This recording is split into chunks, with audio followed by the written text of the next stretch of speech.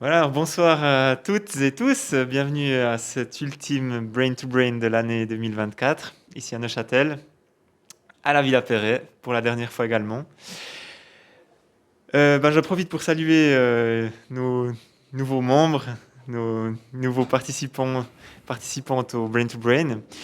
Là, on est à peu près au bout de la série qu'on avait démarré avec ces Brain to Brain Labs, un peu plus techniques, un peu plus profonds, où on a touché à peu près tout ce qu'on pouvait faire là pour avancer dans l'industrialisation, en fait, l'automatisation justement de ces workflows IA. Aujourd'hui, Charles-Édouard va aller un peu plus profond encore dans tout ce qui est le code. Donc accrochez-vous bien, ça va être peut-être un peu plus difficile à digérer que d'habitude, mais bien entendu, ce sera rediffusé sur notre chaîne YouTube à volonté. Voilà, sinon, une petite introduction sur l'association quand même pour ceux qui nous regardent. C'est une association qui a comme vocation justement de rassembler tout le monde autour de l'IA, de créer un écosystème le plus fort possible en Suisse, particulièrement en Suisse romande, où on essaie d'abaisser les barrières, où on essaie de mettre à disposition de tout un chacun des outils de classe professionnelle. C'est pas toujours facile à vulgariser, mais on essaye quand même de le faire avec Charles-Édouard qui a été là quand même assez technique. Mais le but, ce sera aussi de revenir sur des brain-to-brain aussi un peu plus ouverts, où on ira peut-être moins dans la technique, où ce sera peut-être un peu plus ce qu'on avait par le passé. Donc d'avoir différents types de plateformes en fait pour que tout le monde y trouve son compte, qu'on puisse continuer d'avancer dans l'aspect technique, mais qu'on puisse aussi retrouver des brain-to-brain où c'est finalement aussi pour les entreprises qui souhaitent se mettre en avant comme on le faisait par le passé. Voilà, donc merci encore une fois à tous ceux qui nous ont suivis jusque-là. Et maintenant, je vais passer la parole à Charles-Édouard, le maestro du Merci. soir, pour cette partie qu'on se réjouit de découvrir. Donc merci à toi. Merci. Bienvenue à tous. Alors là, pour Noël, je vous ai concocté une partie qui est un petit peu plus douloureuse. Je me suis dit, comme ça, on pourra dire 2025 c'était bien, 24 c'était un peu moins bien. Euh, En fait, on a essayé de passer. Je pense que en tant qu'association, il faut qu'on assied une certaine base avant de pouvoir faire des choses réelles. On doit s'accorder un peu sur la réalité empirique des choses. Et là, c'était un peu le but de partir d'IA générative en disant, bah voilà, ça c'est des modèles, fondations, des modèles d'autorégression qui ont été entraînés sur du texte, qui ont été cadrés après par des humains et puis qui peuvent faire toute une batterie de choses. Assez magique, beaucoup d'émergences proches du comportement humain. Et ensuite, il y a tout un savoir-faire qui est autour de ça, donc comment on dialogue avec ces choses-là. On a vu un petit peu, on a vu qu'ils étaient entraînés sur certains textes plus que d'autres, donc ils ont une certaine personnalité entre guillemets qui est associée. C'est lié à du code, parce que forcément ils doivent ingérer le texte qu'on leur envoie, donc on doit transformer ça en token, même si maintenant il y a des systèmes qui font sans token, mais à l'époque en tout cas c'était le cas. Donc on doit avoir des façons d'ingérer ça qui sont relativement techniques. Il y a des architectures très techniques derrière. On n'a pas besoin maintenant de savoir à quel point ces choses-là, enfin, les détails de ça pour l'instant, même si on les verra peut-être par la suite. Mais en tout cas, voilà, il faut qu'on sache ce qu'il en est pour pouvoir construire des choses. Et là, on avait vu qu'on peut, en fait, avec des outils comme des copilotes, des curseurs qui sont faits pour les développeurs, les détourner pour en faire des outils vraiment puissants pour nos besoins généraux. Donc si on a un set d'instructions assez compliqué, un projet qu'on veut réaliser avec l'IA, on peut, en articulant très bien, en sachant en fait que les modèles sont probabilistes, qu'ils font des erreurs, donc ils ne peuvent pas faire des longues chaînes de choses sans faire d'erreurs. Avoir des intermédiaires, les forcer à s'auto-évaluer, les recadrer, voire valider, co-créer avec l'IA. Enfin, tous ces mécanismes un peu qu'on a, je pense si vous avez créé des workflows, vous avez commencé à sentir un peu les personnes IA qu'il y a derrière et comprendre un peu leurs limites. Même si ces limites évoluent chaque jour, évidemment. Donc si on construit avec des modèles comme O1 aujourd'hui, on n'aura pas la même sensation qu'avec GPT-4. Mais voilà. Maintenant, l'idée, c'est, une fois qu'on maîtrise bien tous ces workflows textuels d'interaction par le langage, on peut aussi se dire, ben voilà, j'en avais parlé, pour certaines applications, ce n'est pas suffisant. Si on a besoin de se connecter à une certaine source de données, un connecteur spécifique avec un système, même peut-être celui de notre entreprise, où on a besoin de savoir exactement ce qu'il y a dedans, d'avoir une traçabilité, de pouvoir loguer des erreurs quand il y a un workflow qui crash ou quelque chose comme ça, qu'on puisse automatiser aussi, parce que là, malgré tous les workflows qu'on avait vus, on doit copier dans Composer, on doit dialoguer, enfin, c'est pas forcément quelque chose où on peut presser sur un bouton, partir, et le lendemain, il y a 300 fichiers qui sont créés. Donc, il y a évidemment tout un savoir-faire après entreprise qui permet, ou plus industrie, qui permet d'hard-coder ces choses-là, d'en faire des outils fiables, des outils d'IA qu'on peut après même fournir à des clients, faire des solutions précisément qui résolvent les problèmes de certains types de personnes. Et je pense que maintenant, on a construit vraiment la base de ce qu'est un LLM, à comment on organise un workflow en texte, à aujourd'hui code en fait. Une fois qu'on sait articuler un peu ces choses-là en texte, il n'y a plus vraiment beaucoup en termes de passage au code. On doit juste coder en fait ces bouts de raisonnement proprement. Il y a des librairies qui peuvent nous aider. Aujourd'hui, on verra une très simple qui est super utilisée qui s'appelle LangChain. Donc on peut faire ça en LangChain assez facilement, où on n'a pas besoin de... Enfin, c'est très encapsulé, il y a déjà des choses qui nous donnent accès à des modèles facilement, on n'a pas besoin de recoder toute l'interaction avec des modèles, les interactions avec des API externes, ce genre de choses, donc des fournisseurs de modèles. Donc voilà, l'idée c'est vraiment de faire ça. C'est un peu douloureux, mais c'est volontaire parce que en fait, on va voir que Cursor et ses copilotes qui faisaient la puissance des workflows qu'on a pu développer ensemble, en fait, on fait un énorme travail. C'est un travail qui n'est pas donné. Donc si on veut sortir de ce cadre-là, puis créer des workflows hard-codés qui sont les nôtres, en code, c'est pas forcément toujours simple en fait. C'est vraiment beaucoup de savoir-faire d'ingénierie pour que ça y ait une faible latence, pour que tout soit bien contrôlé comme on le souhaite. Il y a toute une batterie en termes de mémoire, gestion de mémoire. On a d'une instruction à une autre. Cursor fait tout ça pour nous. C'est une abstraction. On ne doit pas gérer qu'est-ce qui rentre dans la fenêtre de contexte du LLM à chaque point. Il y a des choix de design qui sont en gros qu'est-ce qu'on récupère de ce qui a été fait avant, puis qu'on donne au LLM à chaque point, qui sont assez complexes. Il y a des choses qui marchent bien, d'autres pas du tout. Ce n'est pas forcément intuitif toujours, donc il y a un savoir-faire autour de ça. Et puis après, il faut pouvoir faire tourner ça avec une certaine cohérence, des accès à des fichiers, donc peut-être une base de données qui permet de stocker tous ces morceaux de fichiers qu'on aimerait loader, et puis les retrouver après quand il y a une question qui est posée au LLM. Donc il y a un peu ces gestions d'accès à l'information, au contexte, la mémoire, trace de ce qu'on garde d'une tâche, et puis après le code de comment on organise en fait un graphe de prompt, d'étapes de raisonnement. Donc tout ça, si on n'a pas Cursor, on doit le faire à la main, d'une certaine façon. Et là, je l'ai fait pour que ça soit un petit peu moins douloureux, entre guillemets, parce que on va prendre un workflow, disons, qui est textuel, comme on a eu l'habitude. Et puis après, sur la base des mêmes instructions, un fichier texte instruction, on peut partir de ce point-là et puis le parser, donc le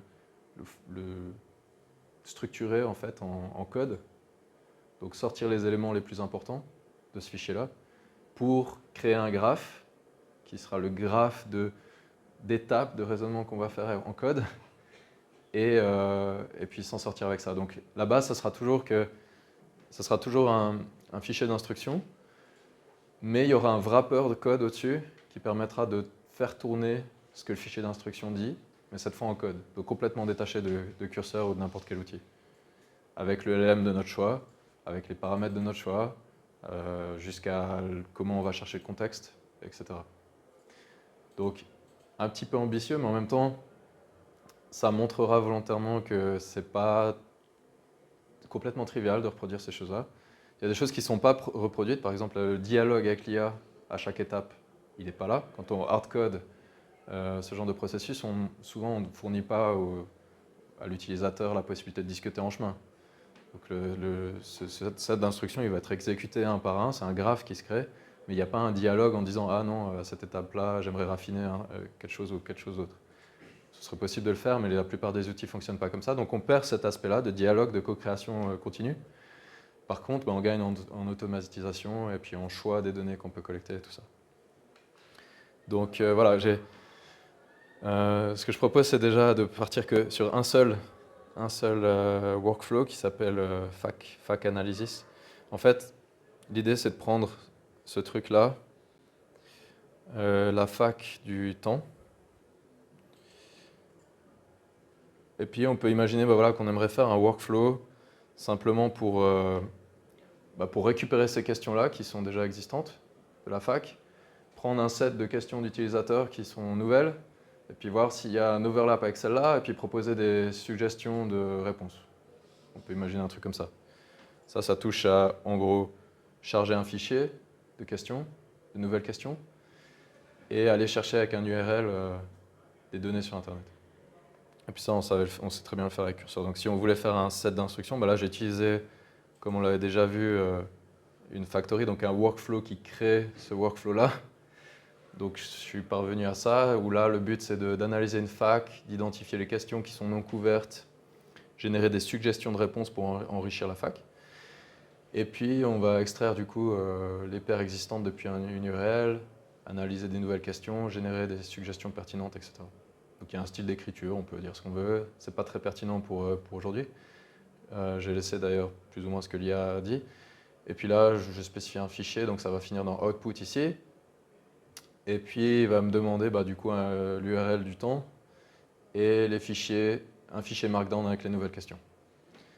Ensuite, il y a des étapes. D'abord, il va extraire toutes les questions-réponses qu'il a trouvées sur Internet, les analyser, donc créer à chaque fois un fichier intermédiaire où là, ce sera l'analyse des nouvelles questions.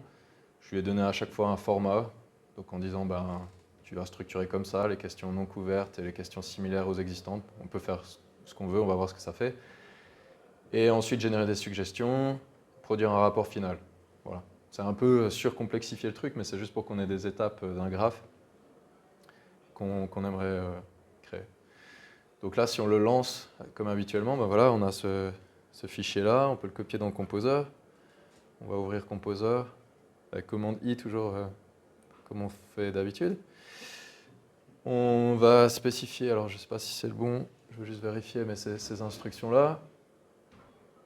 Et puis l'input, on va prendre l'URL qui est ici, du temps. Et le fichier de question, c'est celui que j'ai mis dans contexte. Donc là, il y a 3 parties. Il y a une partie code qu'on va voir ensuite. Mais le texte, c'est en gros la version texte du workflow. C'est celle dont on a l'habitude, pour ceux qui étaient là les fois passées. Donc on va mettre ce fichier-là. Le contexte, on peut donner code base, c'est pas très important. Et là, on va voir ce qu'il fait.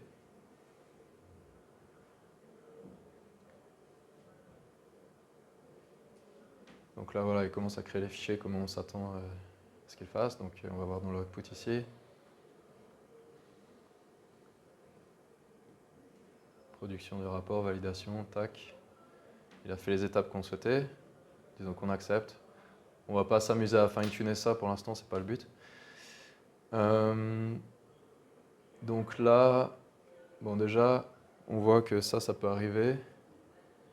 Il n'a pas pris toutes les questions, donc on va dire il manque des questions quand même, parce que là...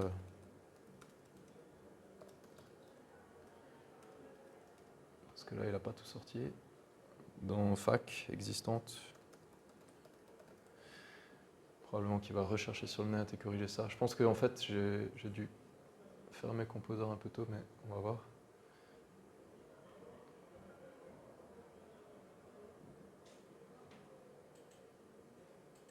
Mais là, déjà, on voit... voilà, donc là, il a sorti 4, 5, 6, 7, 8. Et après, il y a autre question. Alors, je sais pas. On voit déjà une chose, c'est qu'en fait, il les sort pas toutes. Il y en a 23, je crois, sur le site. Et puis là, c'est le choix de curseur, c'est juste que la façon dont il explore un site, puis qui fait des morceaux d'informations pour répondre à une question, c'est pas un truc qu'on maîtrise. Actuellement, ce scrapping de page, ce qu'on appelle scrapper une page, d'aller chercher de l'information, il le fait pas parfaitement. Donc après, on pourrait lui dire, écoute, on pourrait copier-coller en vrai le contenu de la page, et puis là, il trouverait radicalement mieux, parce que ça serait plus du web scraping, ça serait juste de la lecture de fichiers. Ça, c'est ce qu'il faudrait faire pour que ça soit plus fiable. Mais là, on va juste prétendre que c'est comme ça. Donc après, on peut regarder les autres étapes. Analyse de questions. Alors ça, c'est les questions qui sont non couvertes parmi celles que j'ai données. Si jamais c'était celle-ci, j'en ai inventé, c'est l'IA qui les a écrites. Donc comment puis-je passer d'un abonnement digital à un abonnement premium, voilà, etc. J'ai juste rajouté celle-là. Est-ce que vos journalistes techniques tiennent la route? Juste pour pour voir ce que l'IA en pense. Donc voilà, il va analyser les questions. Il a choisi de mettre une pertinence, une justification. Non, il n'a pas choisi, j'avais spécifié ça. Et ok, là, il n'aime pas ça, bon, tant pis, c'est pas grave. Donc là, les suggestions. Je sais pas pourquoi il n'a pas tout fait. Mais disons, normalement, il est censé. On devrait raffiner en disant bah écoute, là, je t'avais pas dit ça. D'ailleurs, ça m'est jamais arrivé quand je l'ai lancé. Ah bah là, il y a vraiment un truc qui s'est passé parce que il n'est pas allé jusqu'au bout. Donc je vais lui dire juste de refaire tout parce que là, il y a un truc qui s'est arrêté en chemin.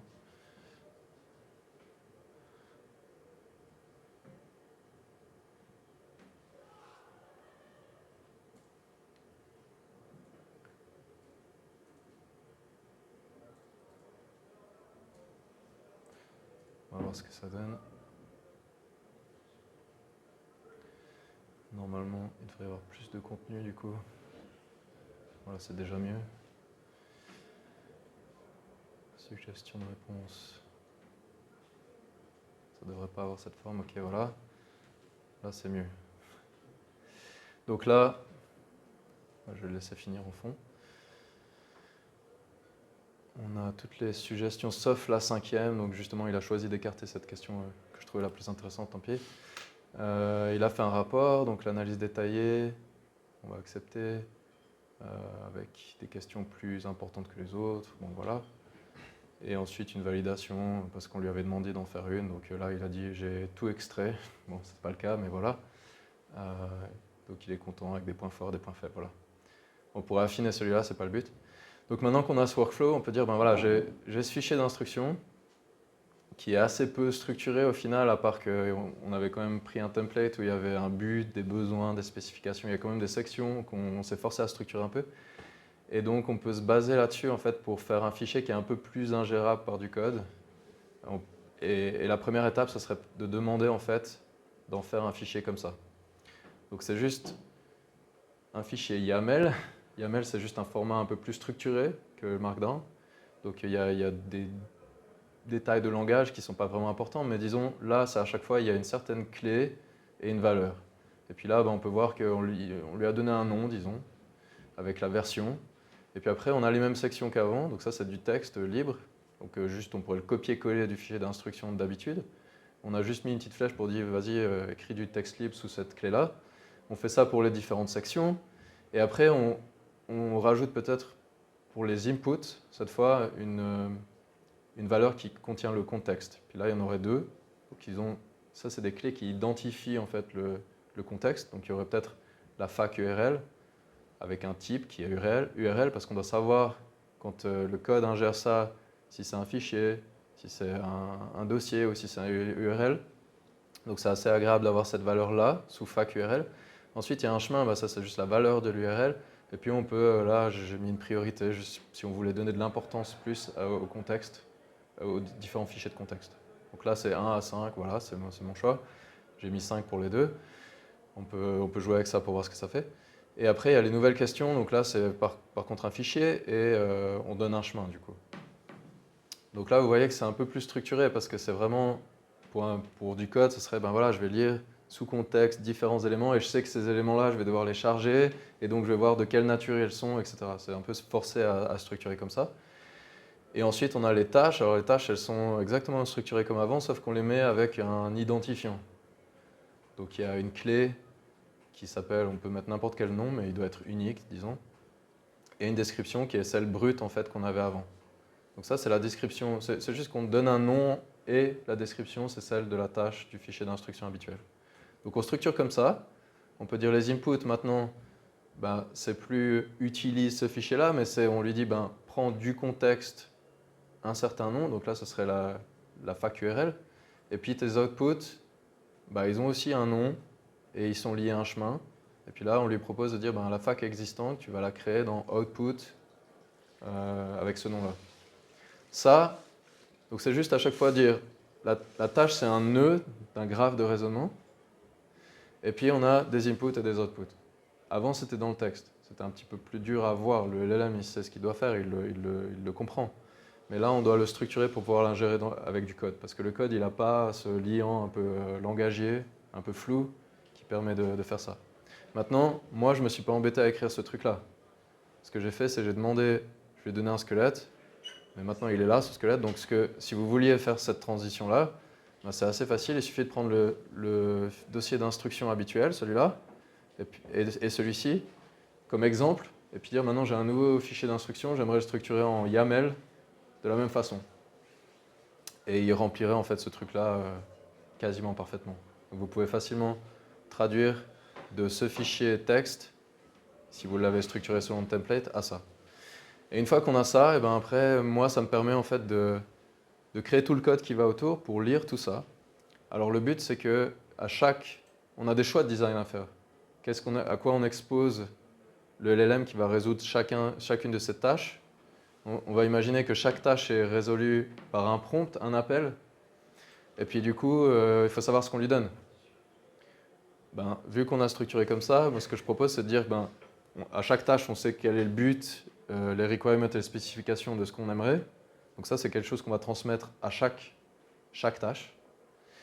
Et ensuite, on va simplement prendre ce qu'il faut pour la tâche. Donc là, s'il y a un input nécessaire, le contexte il va devoir être nourri par cet input. Et après, ce sera juste la description qui va faire le prompt en fait, de cette tâche. Je ne sais pas s'il y a des questions pour l'instant à peu près sur la logique.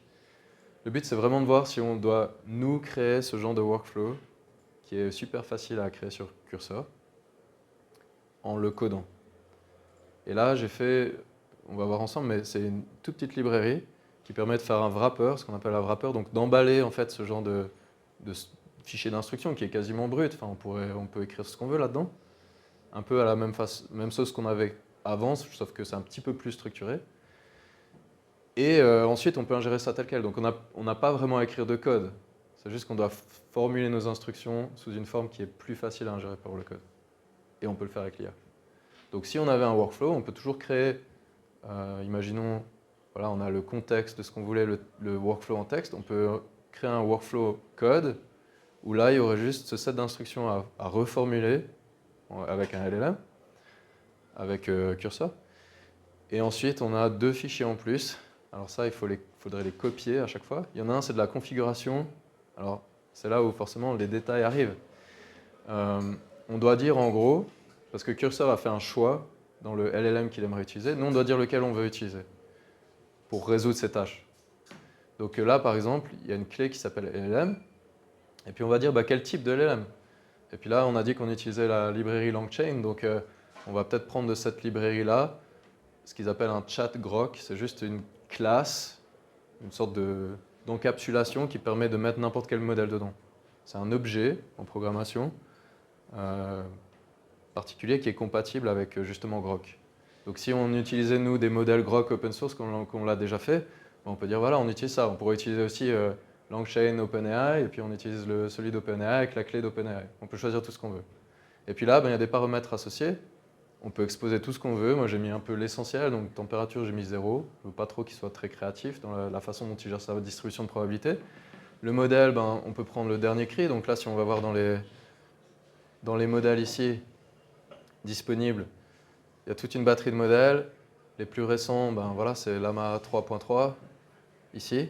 C'est celui qui est conseillé d'ailleurs par Grok. Voilà. Si on utilise la version gratuite, évidemment, on n'a pas beaucoup d'appels par minute. On a 30 appels par minute, on a un certain nombre de tokens aussi par minute, donc on ne peut pas en faire tout ce qu'on veut. Enfin, il y aura un petit peu de latence là, on devra attendre à chaque fois pour rester dans ces limites. Donc ça, c'est la suite de la paramétrisation qu'on a là, c'est qu'on doit donner une clé à payer. Alors là, c'est la mienne, mais je m'en fiche, je vous la donner parce que c'est un compte gratuit. En principe, je la mets là pour que ça soit simple à configurer, mais en principe, ça devrait se trouver dans un autre fichier qui est encrypté, puis ça rajouterait un peu de la complexité. Là, il n'y a pas besoin de ça. Ça peut être soit dans des variables d'environnement pour ceux qui connaissent, ou soit dans des fichiers encryptés, avec Mozilla Soaps ou ce que vous voulez. Ensuite, on lui dit, voilà, tes réponses, j'aimerais qu'elles restent dans un certain nombre de tokens. J'aimerais pas que tu produises tout un paquet pour rien, parce que tu vas brûler mes tokens pour rien. Et après, il y a ce qu'on appelle un limiteur de taux, simplement de taux de réponse. Donc on n'aimerait pas qu'il puisse faire des appels en série comme ça, en brûlant encore une fois des ressources. Surtout que là, on n'en a pas beaucoup.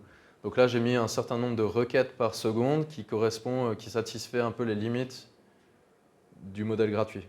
Donc on ne va pas pouvoir en faire plus que ça, c'est à peu près 9 par minute là, donc 9 par 60 secondes. Et la limite c'est 30, mais simplement il y a aussi le fait qu'il y a un certain nombre de tokens par minute aussi.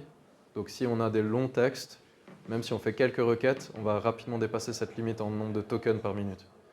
Donc là c'est juste, faut faire un essai, mais si on veut se limiter, si on le lance, on voit assez rapidement qu'on doit descendre ça ou pas. Et puis là, c'est juste pour dire, ben voilà, regarde que toutes les 100 millisecondes, là, les 0,1 seconde, tu vas checker que tu restes dans les limites. Et tu vas pouvoir faire un appel à la fois. Bon, ça, c'est juste voilà, des contraintes qu'on lui donne parce que là, on est avec une version gratuite. Mais c'est quand même une bonne pratique de le faire. Et après, il y a un modèle qui est un modèle d'embedding. Alors ça, c'est juste le modèle qui va transformer le texte qu'on donne en vecteur. Il faut bien le faire d'une façon ou d'une autre.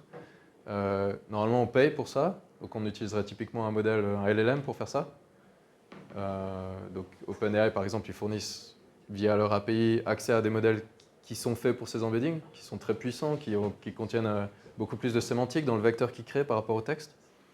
Mais là, vu qu'on ne veut pas payer encore une fois, on peut prendre un modèle qui tourne sur un CPU, donc sur même pas une puce graphique, et qui est un petit modèle qui suffit. Parce qu'en fait, tout ce qu'on aimerait avec ça, c'est on va faire des paquets de texte, enfin de fichiers qu'on aimerait charger comme contexte. Puis tout ce qu'on doit pouvoir faire, c'est le retrouver en fait. Donc on doit avoir suffisamment de contenu sémantique dans ces petits vecteurs pour savoir en fait à quoi ça correspond et est-ce que ça match par rapport au problème qu'on est en train de résoudre. Donc on n'a pas forcément besoin d'une énorme puissance ici. Et ensuite, il y a peut-être certains paramètres par rapport à la gestion du contexte. Donc là, c'est encore une fois des détails, mais quand on ingère ces trucs, puis qu'on a une fenêtre de contexte qui est limitée, on est obligé de faire des choix de design sur ce qu'on va mettre dedans. Donc là, par exemple, on peut lui dire, pour chaque source que je te donne, les inputs, j'aimerais que tu utilises au maximum 5 chunks, 5 pièces qu'on a stockées quelque part. Tu ne pourras pas en utiliser plus. La taille de cette chunk, ce sera 3000 tokens, donc c'est peut-être un texte qui fait une bonne page et demie, voilà. Et il faut mettre un certain overlap entre ces pièces, parce que évidemment que si on découpe complètement, il ne sait plus à quel texte ça correspond. Donc lui, pour se retrouver, pour avoir l'illusion de continuité, quand il va chercher ces blocs, il faut forcément qu'il se recoupe un peu. Si on a un texte et qu'on le découpe avec du recoupement, après il peut se souvenir que oui, ce paragraphe il correspond dans les deux bouts, donc c'est le même texte, et puis du coup il peut, tout en ingérant des petits bouts, avoir l'illusion d'un gros bout. Et s'il a besoin que d'un petit bout parce qu'il y a un élément qui est vraiment finement que dans ce bout-là, il va utiliser que ça. Donc ça, c'est des paramètres, ça dépend des applications. Il y a des choses qui marchent bien pour certains trucs, d'autres pas. Mais là, c'est assez génériquement bon, disons. Et là, c'est juste pour recréer une collection parce qu'en fait, une fois qu'on ingère ces trucs puis qu'on en fait des petits bouts, il faut les stocker quelque part. On peut les mettre en mémoire, mais après, voilà, on n'a pas forcément une mémoire infinie. Donc typiquement, on utilise des bases de données vectorielles pour stocker tous ces vecteurs et les indexer. Les indexer, c'est juste pour les retrouver plus facilement. Donc là, je dis juste que quand je le lance, ça c'est de la configuration pour mon run, pour mon script, et j'aimerais qu'il recrée cette collection dans une base de données. Collection, c'est juste un nom qu'on donne à un endroit de la base où on stocke quelque chose. Donc ça, c'est un peu le minimum. Là, ça paraît déjà assez compliqué peut-être, mais c'est vraiment le minimum du minimum de ce qu'on doit faire pour créer ces applications. Et c'est la raison pour laquelle il y a de la configuration qui est sortie du code, c'est parce qu'en fait, ça c'est une pratique standard en informatique. On essaye toujours de sortir tout ce qui est config. On ne va pas mettre des paramètres comme ça quelque part dans le code, dans la librairie. La librairie, elle doit être utilisable par tout le monde. Donc il faut sortir la configuration du code, ça c'est tout à fait standard. Donc là, on expose simplement tous les trucs qui sont de la configuration pour notre script. Et puis ensuite, le script, il n'est pas très compliqué parce que je vous ai facilité la tâche, entre guillemets. Donc il y a une librairie qui s'appelle AI Workflows, qui est dans ce fichier-là que vous aurez, avec un code source qui est sous SRC. Ça, c'est vraiment du standard Python. Donc on donne un nom de paquet qui se trouve dans source. Donc ça, c'est une librairie comme si vous allez en ligne puis vous cherchez LangChain. Là, notre nom de librairie, c'est AI Workflow. Et elle a un certain nombre, on verra, de fichiers dedans. Il n'y en a pas beaucoup de code. qui sert à faire fonctionner ces workflows. Vous n'avez plus besoin de le toucher après, il est là. Vous pouvez creuser dedans pour comprendre, mais disons, il y a une API, c'est-à-dire une interface avec ce paquet que j'ai créé qui vous permet de juste sortir de ce que vous avez besoin de ce paquet-là. Et donc là, en gros, il n'y a pas grand-chose à faire. Bon, là, j'ai juste dit ce que le script fait, ça c'est pour vous, si jamais vous voulez comprendre. Encore une fois, il suffit de demander à Cursor avec toute la codebase, il saura vous expliquer aussi. Mais en gros, c'est toujours comme ça en Python, il y a des imports qu'on fait. Donc on dit en gros tout ce qu'on aimerait de toutes les librairies du monde, tout ce qui est utile. Donc ça, c'est des librairies standards. On peut faire du logging, ça veut dire qu'on aimerait enregistrer dans un fichier ce qui se passe en interne à certains points. Donc on va importer ça. Ça, c'est pour comprendre des chemins, lui dire là, il y a un chemin de fichier, etc. Donc pour les programmeurs, évidemment, c'est trivial, mais j'essaie d'articuler quand même. Et puis là, dans la librairie que j'ai créée, il y a un truc qui s'appelle Workflow, qui est juste un objet qui permet de gérer ça. Et puis juste une fonction qui permet de setuper, de configurer le logging. Ensuite, il y a juste une seule fonction, donc c'est un truc qu'on lance. En Python, c'est juste un bloc comme ça qui s'appelle def, c'est pour définir une fonction qui s'appelle main, parce que c'est le truc principal qu'on aimerait faire. Et puis là, c'est ça qui va runner le workflow. Ça, c'est tout en violet ici, c'est que des commentaires pour vous. Donc il n'y a pas grand-chose en code, c'est vraiment juste ça. C'est en gros, il va faire un setup de logging, bon ça c'est rien de spécial. On peut spécifier ici le niveau de logging, de détail qu'on aimerait. Si on aimerait info, ça veut dire qu'on aimerait juste des informations un peu globales, mais peut-être qu'on aimerait débugger. Alors là, on a un niveau plus fin. Si vous mettez ici debug, vous verrez que l'output ne sera pas de la même nature. Vous aurez beaucoup plus de finesse sur ce que le programme est en train de faire. Donc voilà, ça c'est à choix. Vous n'avez rien à changer encore une fois. Ça c'est vraiment ce fichier-là et le config. Vous pouvez les copier autour de vos workflows. Si vous voulez juste faire tourner n'importe quoi d'autre. Ou changer ce fichier-là. C'est pareil. En principe, il faut juste comprendre, mais vous n'avez rien à changer. Et là, le but, en fait, c'est de trouver, donc, dire où sont les fichiers de configuration, parce qu'on les a créés ici, mais le code ne le sait pas. Donc, il faut lui dire, voilà, il y a un chemin, un path vers la configuration qui est là, et puis il y a un path vers des instructions. Et ensuite, ce qu'on va faire, alors ça, le try, except, c'est juste pour gérer les erreurs. Donc, on va dire, là-dedans, il va se passer un truc, puis si tu trouves une erreur, tu me dis ça. Tu me dis, mon workflow, il a mal fini. Mais en gros, on crée l'objet workflow qu'on appelle workflow, juste parce que pourquoi pas.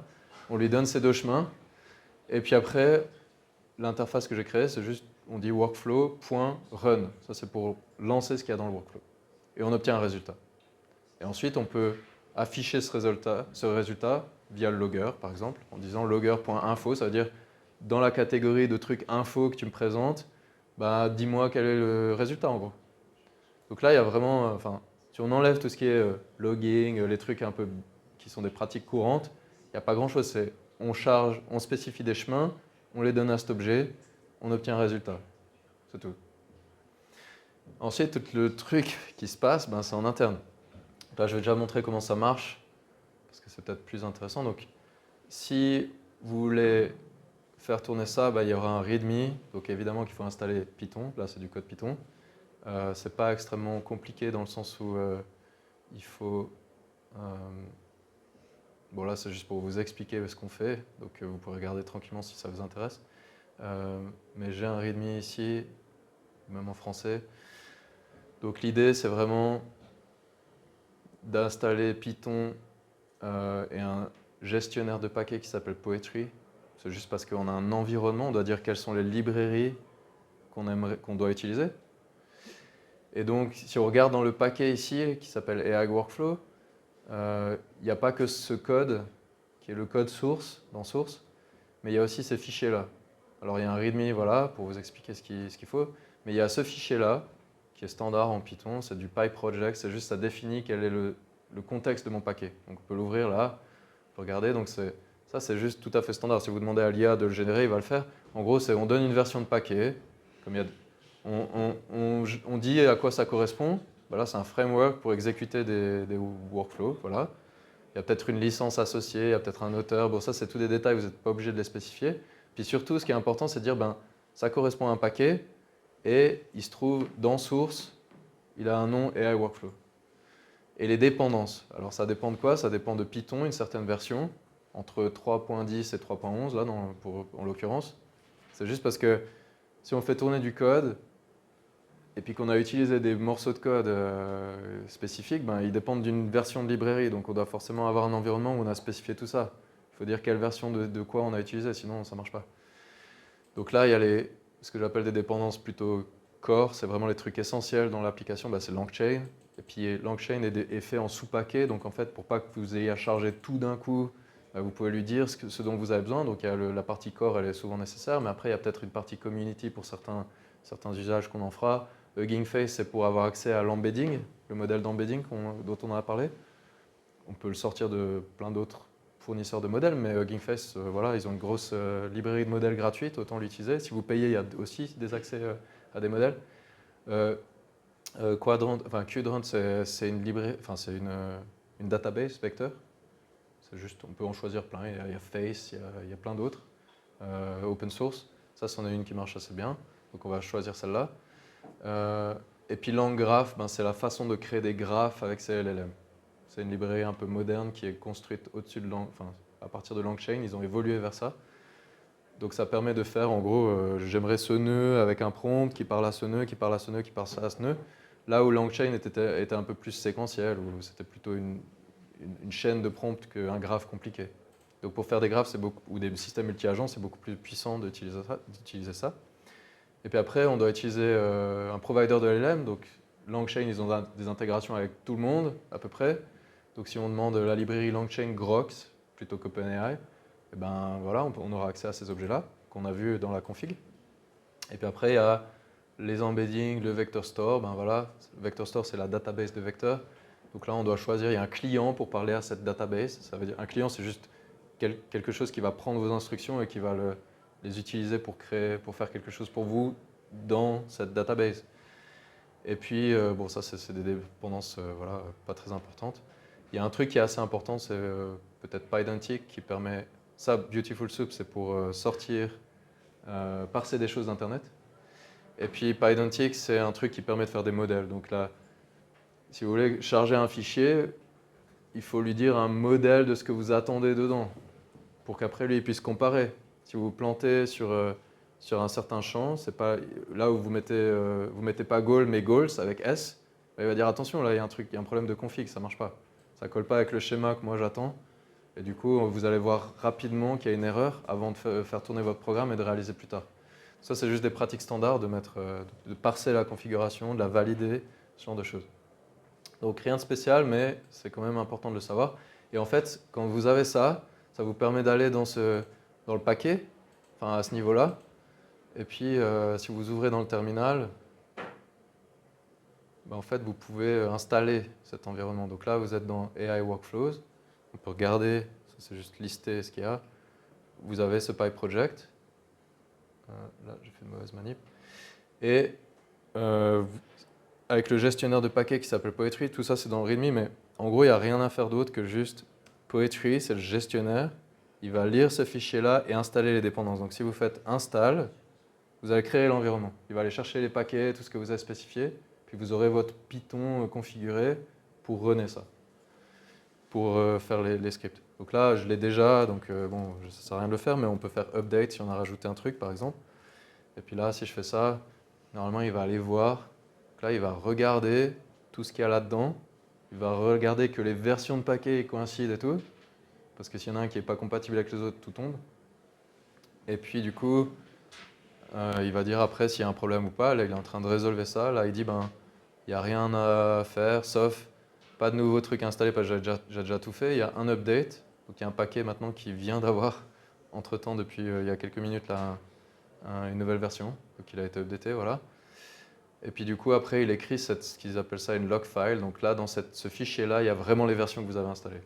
C'est juste ça. C'est pour que si vous distribuez le code, vous savez exactement quelle version.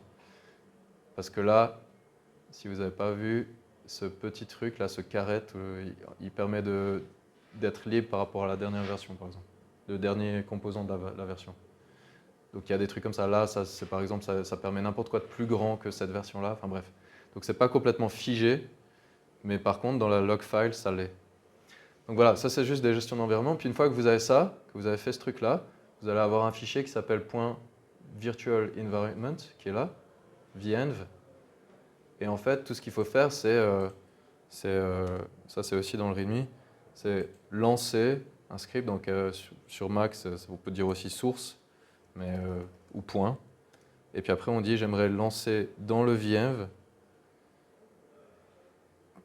activer l'environnement Python. Et ça c'est juste un truc à connaître, il faut aller dans bin, comme des fichiers binaires, Python. On lance juste cette commande, on fait entrer. Et puis là du coup, bon là il dit qu'il l'a pas, ok. Comment? Comment? Non, en fait, je sais pas où je suis. Attends, je vais regarder. Je suis pas au bon endroit en fait. Ouais, c'est un niveau au-dessus en fait qu'il a créé. Non. Mais bref, il est. Là, je suis. Ah non. J'ai dû le supprimer alors. Ah non, il est là pourtant. Ok, là, il y est. Donc si on active, voilà. On se retrouve avec un truc où en fait, ça c'est juste le nom de mon ordinateur qui dit qui je suis quand je fais une ligne sur le terminal, une commande. Mais là, il met entre parenthèses l'environnement dans lequel on est. Donc en faisant ça, on a activé l'environnement, puis vous voyez entre parenthèses que vous êtes dans cet environnement-là. Il a donné un nom, voilà. Et en fait, c'est que si vous êtes dans cet environnement que vous pouvez lancer le script. Donc maintenant, c'est assez facile parce qu'on peut aller dans code. Et puis là, j'ai déjà activé l'environnement. Vous voyez, je suis sous code. Et là, si je regarde ce qu'il y a là-dedans, j'ai mon fichier pour runner. Donc tout ce que j'ai à faire, c'est dire Python run ça. Voilà. Et si je le lance, maintenant il va faire toute sa magie. Donc là, il va se passer plein de trucs. Il y a peut-être des warnings où il dit il y a certains trucs qui sont en version bêta, puis du coup il dit vous pourriez utiliser autre chose parce que attention c'est bêta, donc si c'est un environnement par exemple de production pour une entreprise, il faudrait regarder tous ces warnings. Là il n'y en a pas beaucoup de toute façon. Puis ça c'est des choses que moi j'ai mis dans le code qui donnent des infos sur ce qui se passe. Donc, on va les voir après, mais là il est en train de tourner disons. On peut déjà regarder parce que ici il devrait avoir, donc dans le code il a créé un fichier output où il a mis dans data, la database qu'il va construire. Donc il va charger les fichiers de contexte puis créer une database. Et puis là, il y a le log. Ça, c'est standard, c'est quand on crée un programme, on log des trucs. Donc ça, on pourra aller voir ce qui s'est passé dedans. Et c'est exactement aussi ce qui est affiché là. Je lui ai dit de afficher sur le terminal, dans la console, ce qu'on appelle, et afficher dans le log. Donc là, faut juste que ça tourne. Le truc, c'est que vous voyez ça souvent. Là, il dit, je vais un peu trop vite, donc attends, parce que maintenant, il faut attendre 43 secondes avant de faire ta prochaine requête. Heureusement, il n'y en a pas plein, donc ça va. Mais là, disons, il faut un peu d'espace entre les requêtes. Si vous payez, ça sera instantané, tout ça. Vous aurez accès à je ne sais pas combien de tokens par jour, et puis tout va bien. Mais là, vu que c'est gratuit, voilà. Il faut juste attendre peut-être 1 minute et demie pour un workflow qui prendrait 3 secondes. Donc là, voilà, il fait juste ça, on va le laisser finir. J'ai mis des étapes intermédiaires. Et après, c'est à vous, en fait, quand vous créez ces choses-là, pour bien comprendre, de documenter, en fait, le process. Et là, on va voir après, dedans, il faut juste le laisser finir, mais on peut déjà regarder, en fait, ce qu'il a fait au départ. Alors déjà, on voit... ça paraît compliqué, mais c'est vraiment pas. Déjà, c'est que des messages que moi, j'ai demandé. Donc là, il met juste la date, l'heure, et puis la ligne où il s'est passé quelque chose. Et il dit, c'est dans le fichier, c'est de cette librairie-là, avec l'objet que j'ai utilisé, en niveau info de logging. Donc c'est pas très détaillé, c'est juste des infos. Il dit, voilà, j'ai chargé le modèle d'embedding qu'on voulait. Ça c'est bon, il n'y a pas de problème. Ensuite, il dit, voilà, je vais préparer la database, le vector store, et puis je vais le mettre dans output data fac analysis. Ça il l'a fait. On voit ici, il a préparé. Donc là, il y a la collection qu'on a créée. Donc ça, tu regardes dedans, il y a des vecteurs qui ont été créés. Il va créer cette nouvelle collection avec le nom qu'on a donné dans la configuration. Voilà, il fait ce setup. Et ensuite, qu'est-ce qu'il doit faire? Il doit charger les sources, le contexte. Donc là, si vous allez voir dans le code, tout ce qu'on a mis dans le contexte, il va le charger un par un. Regardez, c'est de type URL, c'est de type file, c'est de type folder. Voilà, c'est les 3 types que j'ai implémentés pour vous. C'est à peu près ce dont on a besoin en général. Et puis là, il va dire, voilà, j'ai vu deux sources, c'est l'URL et le fichier qu'on voulait. Je vais charger d'abord de cette URL. Là, il dit il l'a fait. Et il a réussi à faire un raw document, donc juste un document brut, un seul avec ce nombre de caractères. Voilà. Et puis là, du coup, vu qu'il est très gros comme ça, il en a fait 5 pièces. Là, la prochaine étape, c'est de le découper. Et voilà, il a dit, en gros, à la fin, quand on combine tout cette chunk avec l'overlap, avec le fait qu'il se recoupe un peu, on a un peu plus de taille que l'original. Forcément, ça c'est attendu.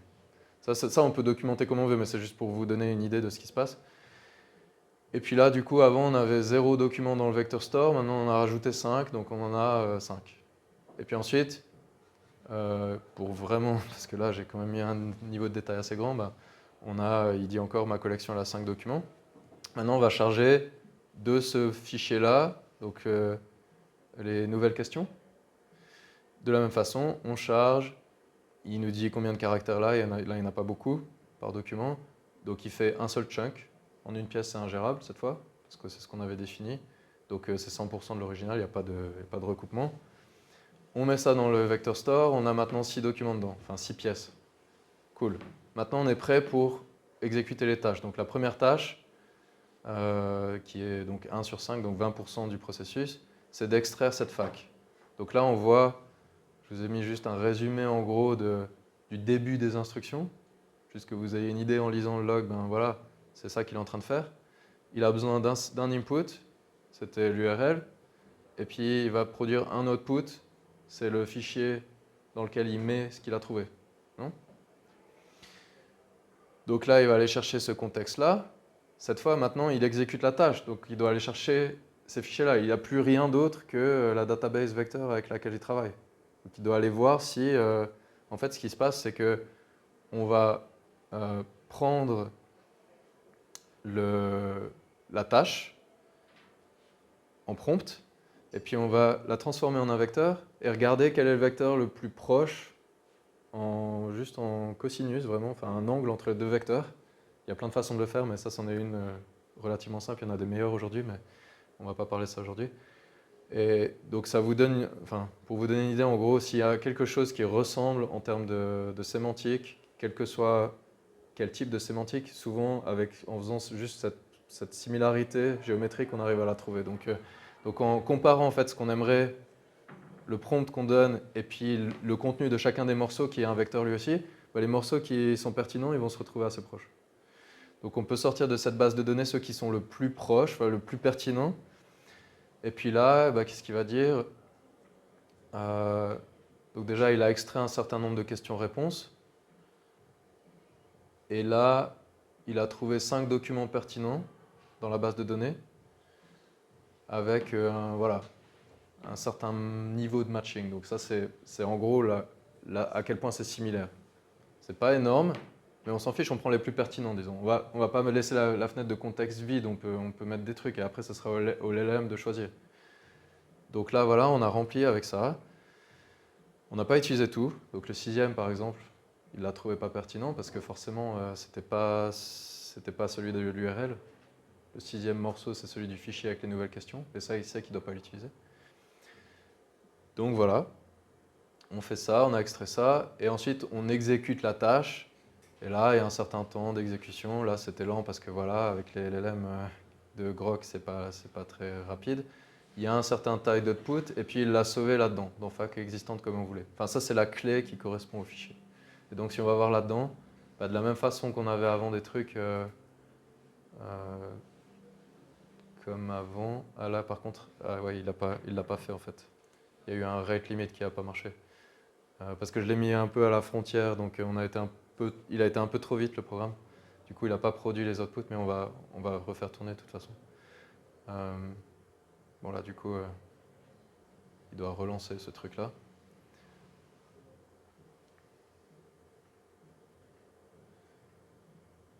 On peut rediscuter du coup des...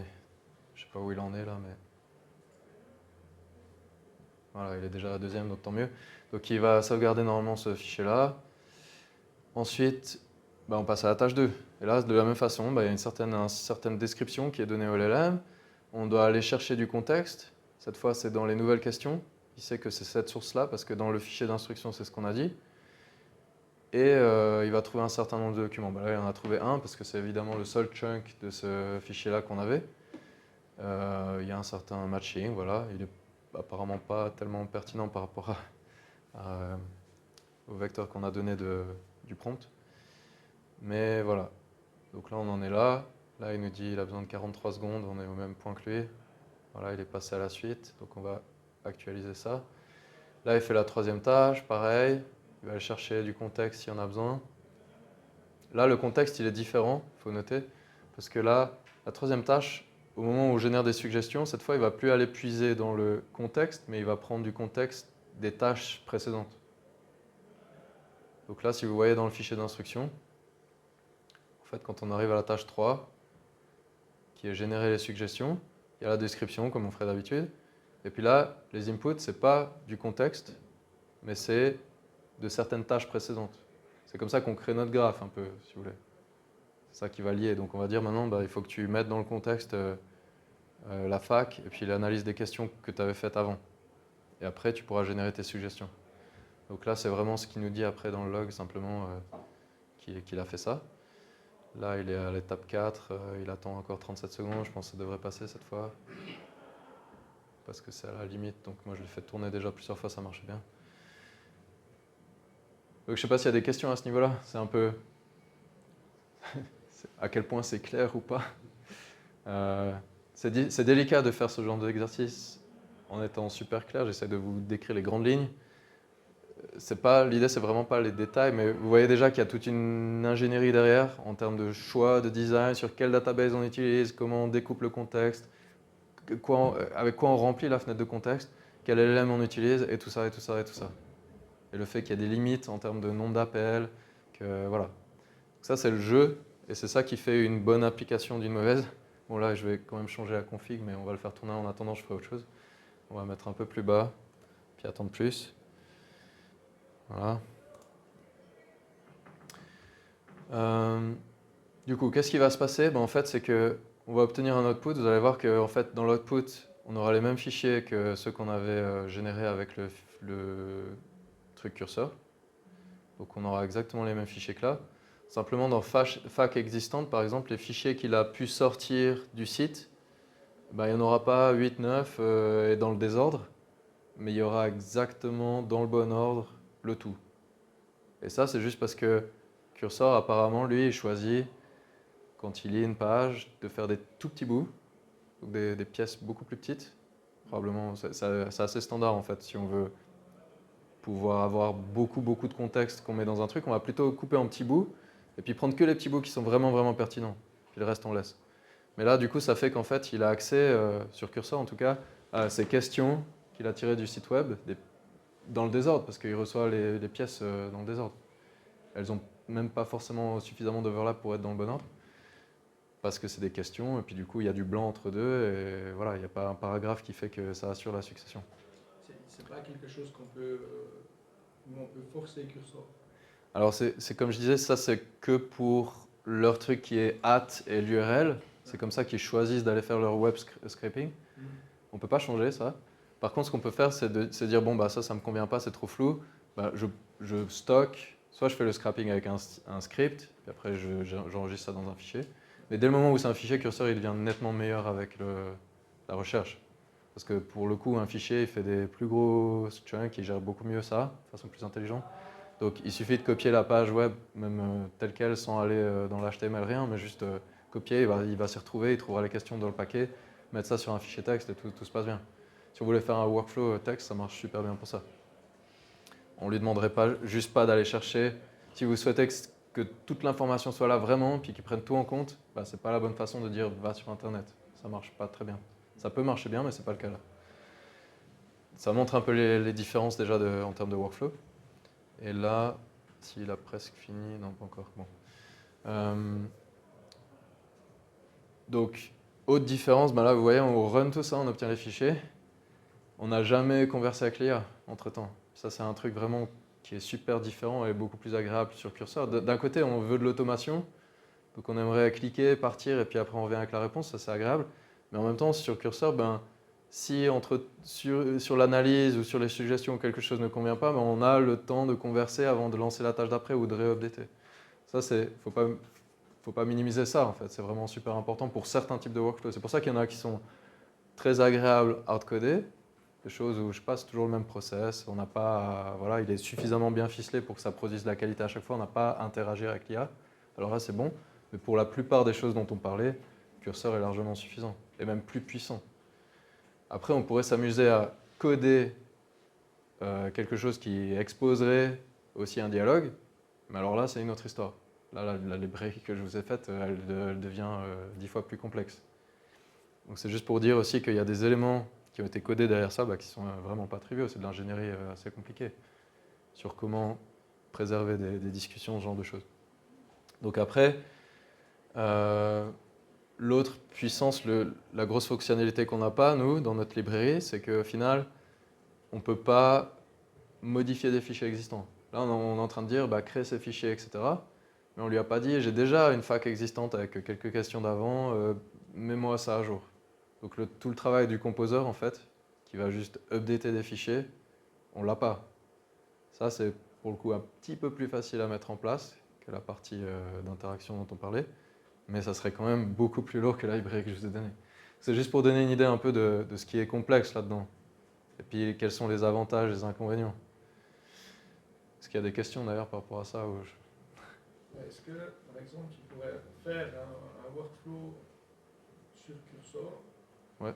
une fois que tu as bien interagi, qu'il y a tout qui t'a convenu, essayer de le hard-coder en partant de ton historique, de tous tes contextes, de comment était réglé Cursor à ce moment-là. Est-ce qu'on arrive à faire un espèce de dump de ça et puis de le hard-coder? Alors là, du coup, j'ai pas très bien fait mon travail parce que c'est le but de ça. Okay. En fait, c'est exactement ça. Là, c'est ce que j'ai fait. Au point où on en est là, on a un truc où on doit juste un peu transformer notre fichier d'instruction habituel en YAML. C'est quasiment la même chose. Puis l'IA peut le faire, la transition. Et une fois qu'on a ça, il y a un wrapper qui va faire qu'on fait exactement ça. Simplement, on le fait avec du code. Donc ça veut dire qu'on peut le faire hors curseur. Pas besoin d'être sur curseur. N'importe quel truc avec du Python et Internet. Et puis surtout, on a exposé maintenant une config de ce qu'on fait. Donc maintenant, on a vraiment le choix, si on veut OpenAI, GPT, n'importe quoi. Là, on a choisi Llama 3.3, voilà. Et puis tous ces paramètres et toutes ces choses, on peut les configurer. Donc ça, c'est la différence, c'est qu'on peut dire maintenant, bon, le truc qu'il va chercher sur Internet, il est dans la librairie. Il est hard-codé parce que je ne l'ai pas exposé pour ne pas complexifier les choses. En principe, on ne le change pas tellement quand on est content. J'ai pris un truc générique qui marche assez bien. Voilà. C'est juste pour dire qu'il y a tous ces éléments. On va regarder un petit peu dedans, mais là, il a fini du coup la tâche, on peut regarder. Je ne sais pas si ça répond à la question, mais en gros, pour l'instant, c'est... Là, on est toujours en train de définir des trucs presque en texte. Il faut juste faire un YAML pour moi, puis après, le reste, je le fais tout seul pour vous, pour l'instant, grâce à cette librairie. Mais ce qui est assez cool, en fait, et ça, c'est un truc qu'on pourrait peut-être faire, mais la librairie, elle est conçue quand même avec des pratiques assez... déjà une tech stack qui tient la route à peu près, open source, puis des pratiques relativement standards. Je pense que si vous prenez la librairie et puis les fichiers là pour René, et vous dites maintenant j'aimerais faire toute autre chose, regarde cet exemple, avec l'engraphe et tout, il va vous le faire relativement bien à mon avis. Donc vous avez aussi une base pour avec curseur retravailler ce genre de truc, vous détacher d'un fichier d'instruction si vous voulez hardcoder un nouveau process, au moins vous aurez des bonnes pratiques. Peut-être qu'on pourra le faire si ça intéresse, mais voilà. Donc là dans l'output, il a sorti ça, donc là on voit qu'il a du coup tout trouvé. Pour le coup, ils sont tous. C'est comme c'est attendu. Donc là, mon web scrapper à moi, il est mieux. Celui de la librairie, disons. Mais ça, je vais vous montrer aussi, juste pour que vous voyez la puissance sur LangChain. Donc pas là. Ou là, quand même. Je suis quand même sur LangChain. Là. Je vais juste vous montrer, en fait... non. Si vous regardez, ça c'est là où il y a la puissance en fait des librairies existantes. là, ça fait quelques années qu'il y a des LLM. Il y a des gens qui ont créé des loaders pour à peu près tout ce qu'on peut imaginer. Donc juste pour vous dire, si vous hardcodez un truc, eh ben, le type de choses que vous pouvez loader, et là, vous voyez, il y a PDF, Office, donc tout ce qui est comme ça, on peut loader facilement. Il y a du JSON, du Markdown évidemment. Puis après, dans le LangChain Community, on a encore toute une batterie de choses. On peut charger à peu près n'importe quoi, des images, enfin tous les formats que vous voulez. Donc ça, c'est aussi l'avantage. Si on a il y a des connecteurs pour Dropbox, pour Google Drive, pour Jira, pour enfin tout ce qu'on veut en fait. Donc on peut aller chercher du contexte. On n'est pas obligé, comme là on faisait sur Cursor, de tout centraliser quelque part. On peut aller piocher, juste lui dire, bah voilà, connecte-toi à ça, voilà les accès. Connecte-toi à LinkedIn, voilà les accès. Il y a des connecteurs pour LinkedIn d'ailleurs. Donc toutes ces choses-là, maintenant, sont disponibles, disons. Donc si vous voulez vraiment faire un truc fiable, que vous utilisez tout le temps, ou un truc en entreprise, bah évidemment qu'on hardcoderait comme ça, puis qu'on aurait un contexte qu'on contrôle. Donc voilà. Et là, on peut voir l'analyse des questions, qu'est-ce qu'il a fait. Du coup, là, c'est pas le même modèle, parce que nous, on avait Claude avant, là, c'est Llama 3. Donc, comment savoir quel modèle utiliser? Parce qu'en fait, à la limite, nous, on s'en fout du modèle qu'il utilise derrière. pas tout à fait, parce que bon, déjà, ça dépend en fait de à quel point on aimerait aller vite. C'est surtout en termes de coût. Parce que au-dessus de 3.5, disons, GPT 3.5 ou comme ça, ils ont une compréhension un peu du monde qui est, ouais, j'aurais tendance à dire que GPT 4 pour des choses relativement compliquées, mais elle est suffisamment profonde pour en fait faire à peu près tout ce que vous voulez, suivre des instructions finement. Mais du coup, c'est un peu lourd en termes de consommation par rapport Voilà. à un modèle où parfois tu as juste besoin de highlighter un certain mot, tu n'as pas besoin d'avoir un modèle très puissant. Donc, ça dépend, parce qu'highlighter un mot, c'est super compliqué, mais ça, c'est pour des histoires de tokens. C'est pas le bon exemple. Non, mais oui. Je veux oui. dire, peut-être qu'aller voir là-bas une autre version Exactement, ouais, c'est ça le calcul à faire. Mais ça, comment on pourrait le générer automatiquement pour qu'automatiquement ils se disent, bah là, c'est une tâche un peu complexe, j'ai besoin d'un truc un peu puissant ou un peu moins, alors, en pratique, là, c'est moi qui ai fait la librairie, donc j'ai dit pour tout ce qu'ils ont fait là dans le truc d'instruction, c'est un seul modèle.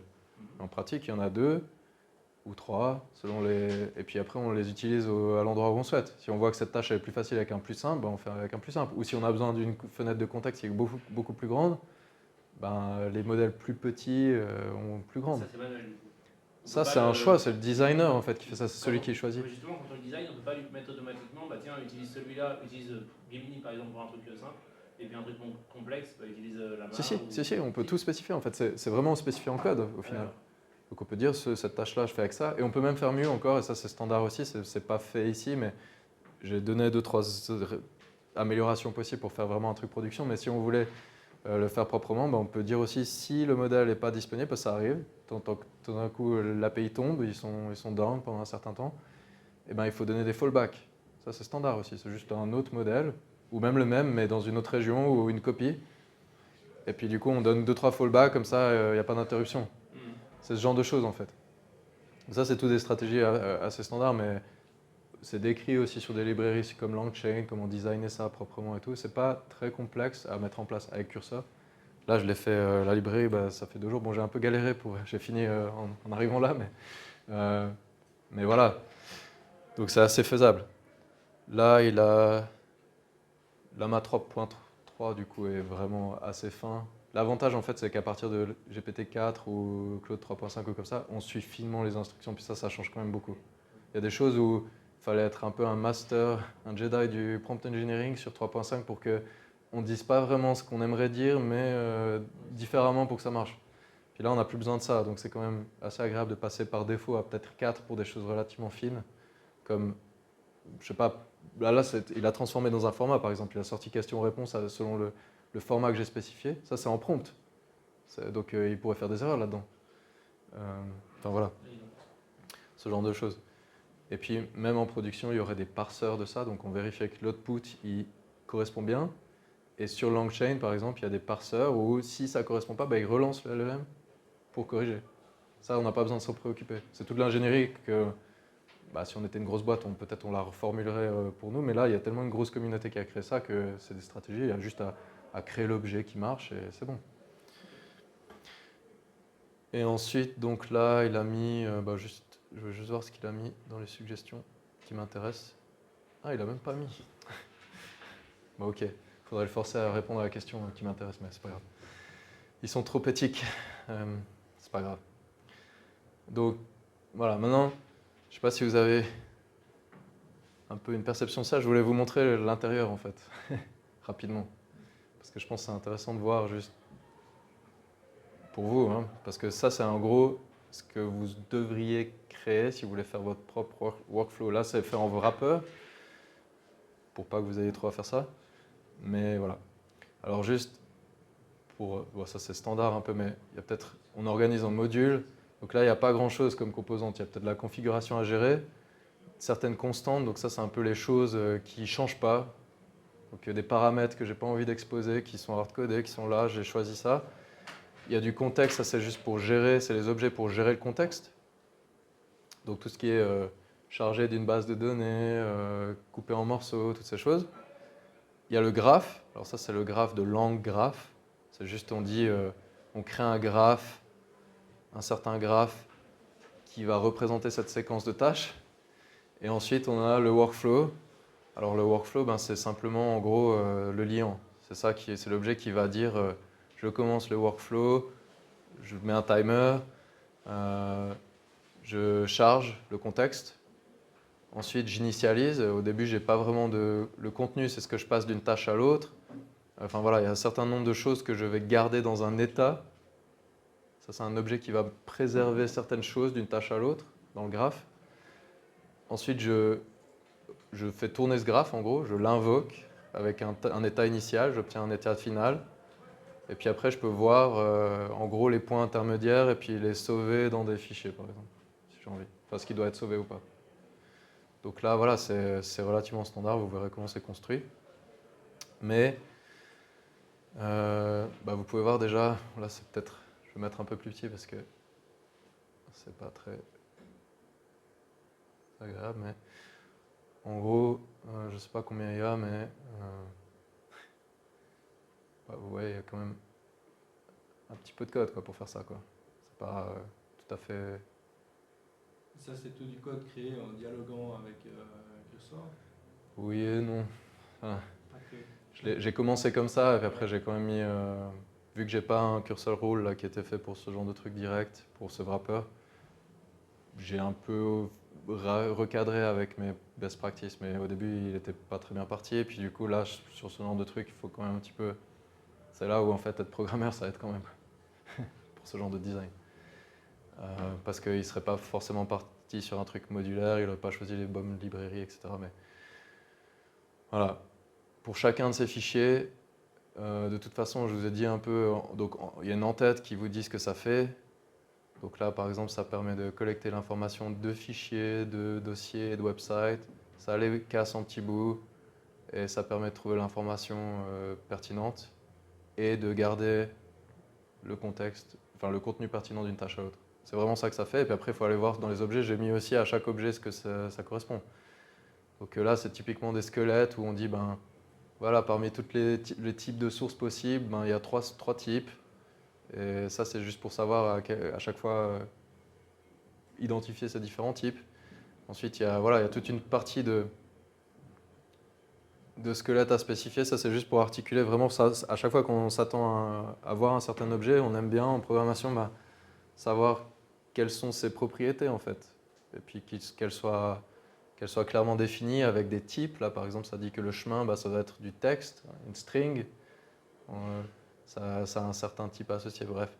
Ça, c'est des détails de programmation, on ne va pas partir là-dedans maintenant, mais en gros, à la fin, on crée des objets qui sont un peu des sous-objets, on compose notre objet qui gère le contexte, et là-dedans, là, vous voyez, si c'est vraiment l'objet principal, le contexte d'un workflow, c'est vraiment ce qui va manager toutes les informations, et donc il va avoir des fonctions spécifiques. D'abord, on l'initialise, donc au départ, on va peut-être créer un modèle d'embedding, créer une database, créer quelque chose pour splitter, décomposer les documents, ce genre de choses. Puis après, il y a toute une batterie de fonctions qu'on peut appeler, qu'on crée, pour voir s'il y a une collection dans la database qui existe, pour préparer pour un nouveau workflow. Alors là, il faut créer la collection, par exemple. Il faut créer avec le client de la database l'endroit où on va stocker toutes ces choses. Il y a une gestion un petit peu de ça. Après, on peut charger le contexte. Donc là, c'est vraiment identifier de la configuration qu'on a chargée, quel est le type de source, si c'est un document, etc. Et puis après, le mettre au bon endroit dans la collection, etc. Le code, en vrai, est assez intelligible, mais il faut un petit peu s'atteler à voir les différentes composantes. Et si vous voulez le comprendre, vous pouvez juste dire, vous prenez ça, d'ailleurs on peut le faire, hein, juste pour avoir une idée. Si vous dites, je n'ai jamais fait, mais je pense que ça marche assez bien, si vous prenez tout ça, là par contre il y avait déjà un truc, donc ouais. Puis on va dire, explique-moi comment ce code marche dans les grandes lignes ou quelque chose comme ça.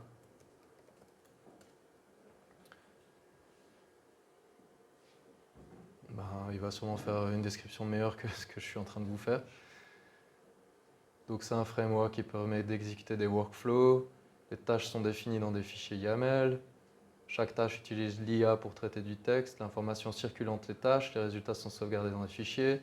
Ensuite, il y a des composants. Donc workflow, c'est l'endroit où on orchestre tout. On lit les configurations des instructions, on initialise les modèles et le système de gestion de contexte. Ensuite, on exécute les tâches. Il y a un workflow.run, si vous vous souvenez. Le contexte, c'est là où on gère les sources. Pour l'instant, il y en a 3 types. Ça découpe les textes en morceaux gérables et ça utilise une base de données vectorielle qui s'appelle QDRANT pour trouver l'information. Donc encore là, il y a des choix de design sur la façon dont on fait cette similarité. Il y a plein de détails comme ça d'ingénierie.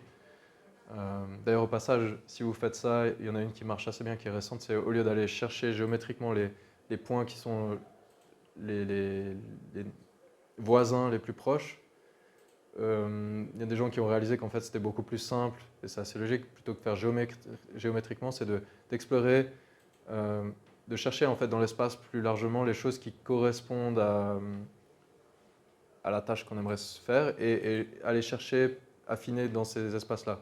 Plutôt que de systématiquement prendre un vecteur, prendre ses voisins, prendre un vecteur, prendre ses voisins. Les voisins, il y en a plein qui ne sont pas pertinents. Si on regarde à chaque fois le voisinage, on ne va pas forcément converger, on va à chaque fois aller dans un espace qui est pas forcément pertinent. Tandis que si on va quelque part et qu'on ne regarde pas les voisins, mais on regarde juste en sémantique plus proche, on peut rapidement converger sur un truc. Et s'il n'y a qu'un truc qui est pertinent dans une certaine partie de l'espace, on va rester dessus. Il ne va rien se passer, on ne va pas aller chercher des voisins à chaque fois. Donc il y a des recherches un petit peu plus malines maintenant qui permettent de... Mais toutes ces techniques existent et ça dépend vraiment de l'application. Et après, il faut tester, il faut essayer plusieurs méthodes pour voir ce qui marche le mieux. Là, je vous ai mis un truc générique qui permet de faire les instructions en général assez bien. Cursor a fait un choix aussi, par exemple, sur ça, pour que ça marche pour tout ce qu'on fait. Ensuite, il y a le graphe. Là, ça définit comment les tâches sont connectées. Ça crée vraiment les prompts pour l'IA à chaque tâche. Ça, je peux vous montrer parce que c'est peut-être plus intéressant. Ensuite, il y a la configuration. Ça gère comment on charge la configuration et ça crée les différents objets à partir de cette configuration. Et voilà. Donc, il n'y a rien de très spécifique. Il a même regardé le flux d'exécution. Donc, après, il n'y a rien de spécifique. C'est vraiment juste charger ces 2 fichiers et faire tourner le workflow. Voilà. Ça, c'est l'interface que j'ai exposée pour vous. Et ensuite, voilà, ça fait ce que ça doit, normalement. Et si on regarde dans Graph, là, ça montre un peu ce que Cursor a dû faire. Moi, je l'ai fait selon ce que je fais d'habitude. Donc ça, c'est la façon dont on donne une tâche à l'IA. Donc une tâche, pour l'instant, c'est juste une description en texte brut, hein, comme on a vu. Il y a juste un nom, une description. Donc il faut bien lui dire quoi en faire. On ne peut pas juste lui donner ça, ça va mal se passer sinon. Ouais. Zoomer un peu. Voilà. Donc ce que j'ai dit, moi, c'est, vous vous souvenez, on a un certain contexte qu'on préserve, qu'on va piocher dans la base de données. Donc ça, c'est mon prompt, c'est ça que j'ai donné. J'ai dit, voilà, j'entoure dans ces balises, je mets la description brute telle qu'elle sort du fichier d'instruction. Ensuite, je dis, il y a encore ces informations disponibles. Là, je mets les blocs de contexte que j'ai sortis. je crée un contexte de workflow. Alors là, c'est plus au niveau workflow, c'est pas juste la tâche.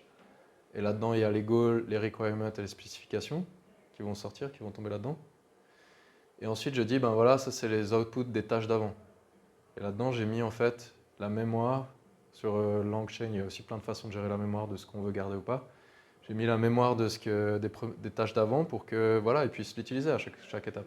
Il faut remplir la fenêtre de contexte, enfin, si on a beaucoup d'argent, parce que évidemment ça coûte d'avoir plus de tokens, mais il ne faut pas mettre n'importe quoi dedans non plus, mais disons avec parcimonie, essayer de remplir ça et puis de mettre le contexte pour qu'il y ait un lien entre les tâches. Et ensuite, ben, j'ai donné des guidelines juste parce que voilà, il faut qu'ils sachent quoi en faire, donc j'ai dit ben, focalise-toi que sur la tâche, parce qu'évidemment si on donne des informations sur le workflow, ben, il pourrait exécuter le workflow. Essayer de faire un truc par rapport au but qu'on a mis là. Si on donne un prompt et puis qu'on ne lui dit pas sur quoi se focaliser, il va peut-être essayer de résoudre une partie de ça, alors que c'est du contexte. Donc il faut lui dire voilà, qu'il faut focaliser sur la tâche, qu'il doit utiliser principalement dans la section informations disponibles, pas demander de choses additionnelles, on ne veut pas qu'il se bloque dans un truc où il répond à côté de la plaque. Bon là il y a des parseurs aussi sur LangChain qui permettent d'éviter ça en chemin.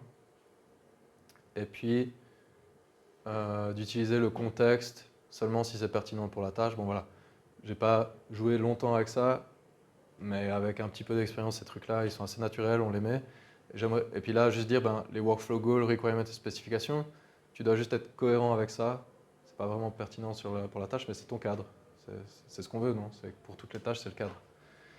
Et je lui ai dit encore donc ça, c'est ce qu'on appelle le user template. Donc il y a toujours deux parties, un message qui est système, c'est un peu, t'es un assistant IA, voilà, c'est le contexte.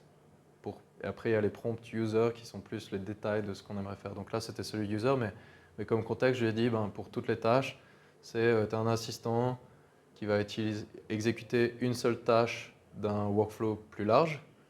Tu vas faire cette tâche, rien d'autre, même si tu as des informations à propos du workflow total. Ça, c'est juste pour éviter qu'il parte. Si vous ne faites pas ça, il va partir direct.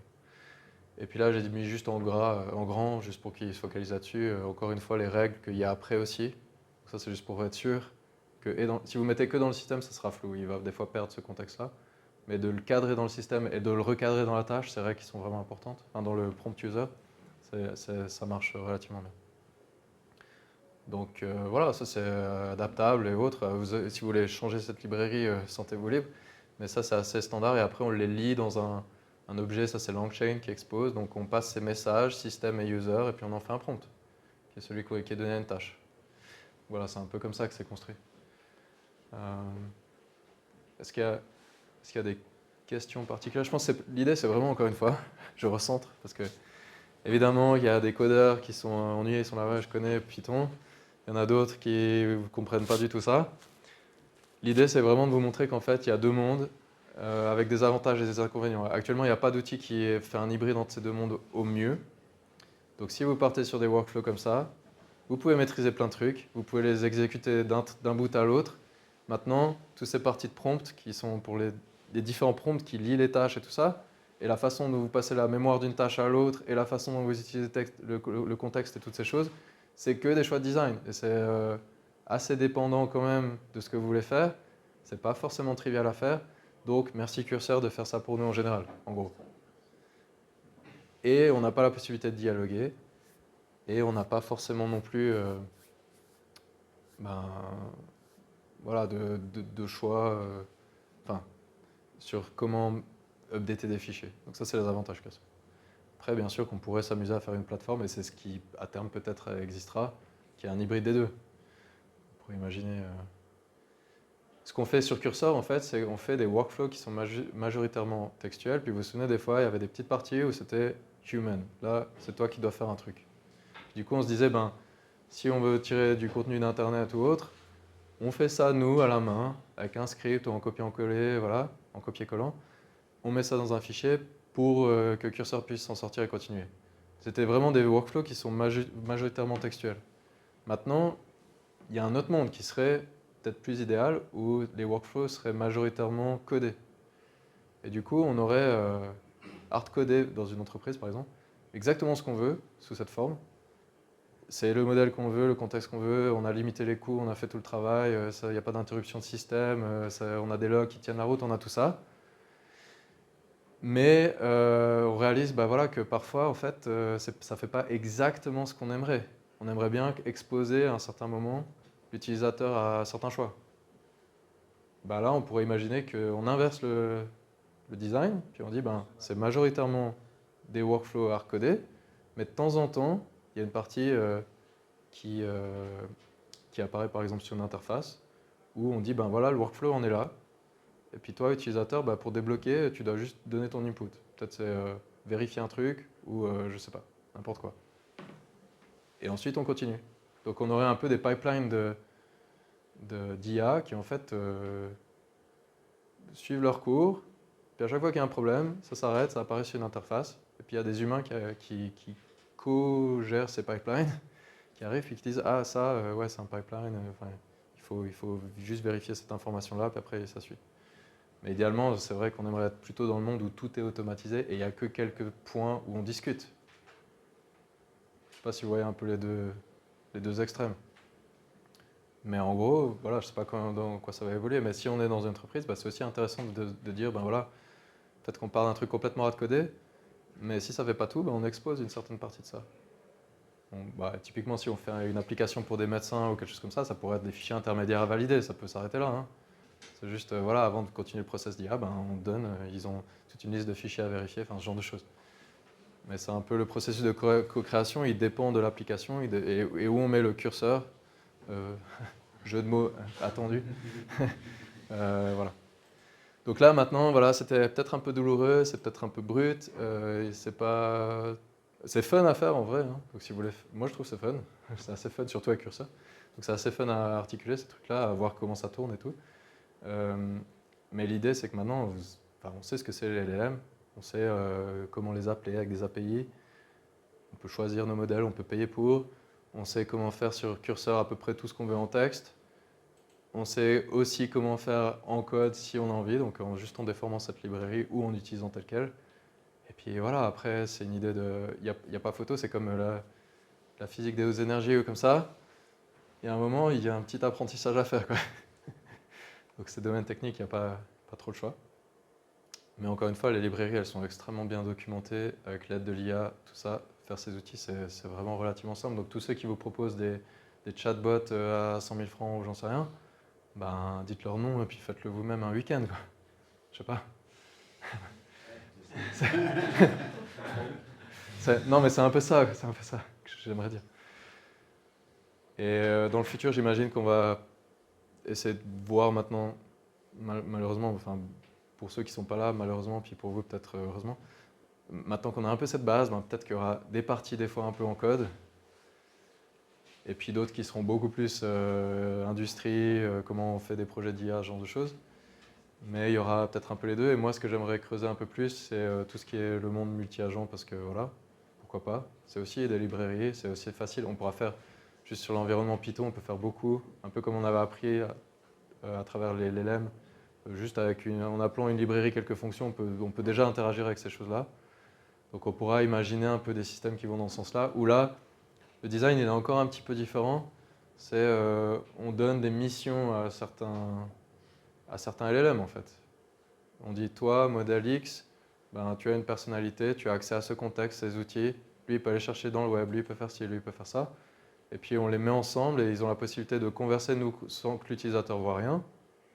Et donc s'il y en a un qui a une question pour un autre, il ne va pas passer par nous. On va pas voir on va voir que le résultat de cette réflexion. C'est un peu compartimentalisé.